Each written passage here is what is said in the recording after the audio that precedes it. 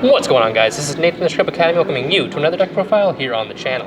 Today we've got Duncan here with his War Rock video that has been greatly anticipated, so let's go ahead and jump right into it.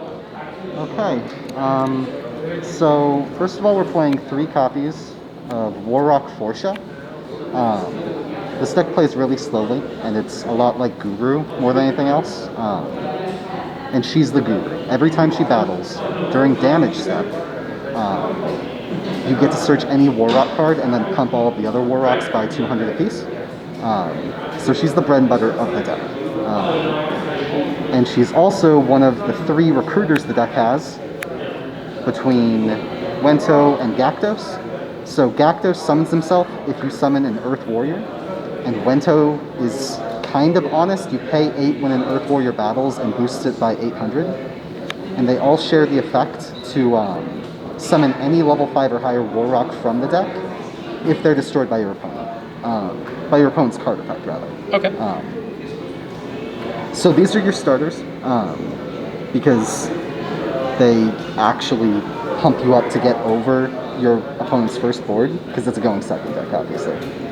After that, we're playing pseudo boss monsters. There's Orpus. If he battles, he's a Foolish Burial, and if you only control Earth Warriors, you can summon them without tribute. Mahmood, he's MST in the damage step, which is really good, obviously. And there's Skylar.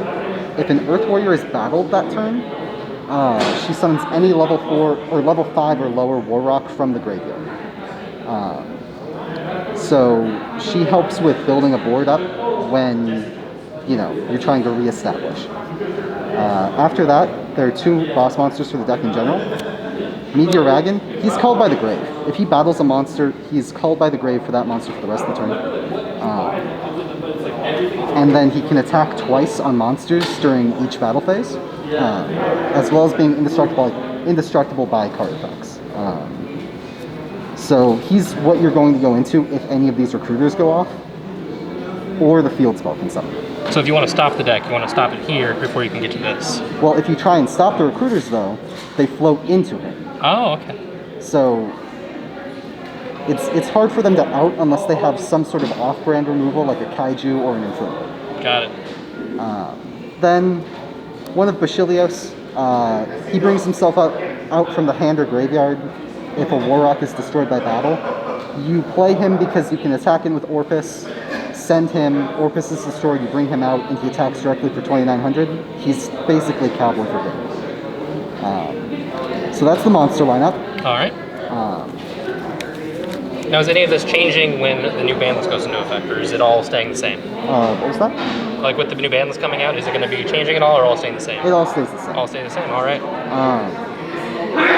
Nothing in this deck got hit, and nothing that got hit was a really big factor for it, to be honest. Okay. Jumping into spells, 3 War Rock Mountain. If this is Guru, this is the Hidden City. Searches a War Rock on activation. When you enter battle phase, it summons 1 from hand. And if a War Rock would be destroyed by battle, it substitutes itself. So you activate it, grab Forsha, attack in with Forsha. If you need, you can send this to protect Forsha. Otherwise, you search off of Forsha, and it doesn't die. Alright. Then, this is if this is Guru, this is Fiendess. You search it off Forsha, and if you control a War Rock, it negates any monster effect, and if you're in the battle phase, it can negate anything. This is a tech card. I'm probably going to cut this to 1. It's Monster Reborn in the battle phase, but you don't actually use it that often. It's good for the grind game, but it doesn't come up that much. If you were going to take that down to 1, what would you replace it with? Honestly, this deck's 46 cards. We don't really need to replace it. Alright, sounds good to me. We're playing Pot of Extravagance because an extra card's great, and you don't use the extra deck that much. 2 Dark Ruler.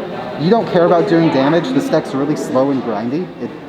Even if you weren't playing Dark Ruler, it doesn't OTK. So it helps you get over Dragoon, it helps you get over Drytron boards. It's really good. 1-ofs, we're playing Reinforcement of the Army. It's a warrior deck. Terraforming, Called by the Grave, Feather Duster, Lightning Storm. I only own 1. I'd probably play 2 if I had to. Then we're playing 3 Solemn Strike, because if you end up going first, or if you're in the grind game, Solemn Strike's the best Solemn right now. It just wins the game. So that is the Spells and Traps lineup. And then we just have hand traps. 3 Infinite Impermanents, because Drytron's scary. 3 DD Crow, Drytron's really scary. 3 Veiler, because everything else is scary. And then 3 Ash Blossom, because it's the best hand trap. So what I'm getting out of this is Drytron's scary. Yeah, Drytron's really scary. Okay. You can out Dragoon because Meteoragon actually negates its effects and puts it back at 3,000. And then Meteoragon's big enough to get over it. You can out Tri-Brigade because that Called by the Grave effect pretty much kills their grind game. Honestly, the only thing that I've had consistent trouble beating with this deck is Drytron. Okay. But obviously it depends on what they end on, and you know.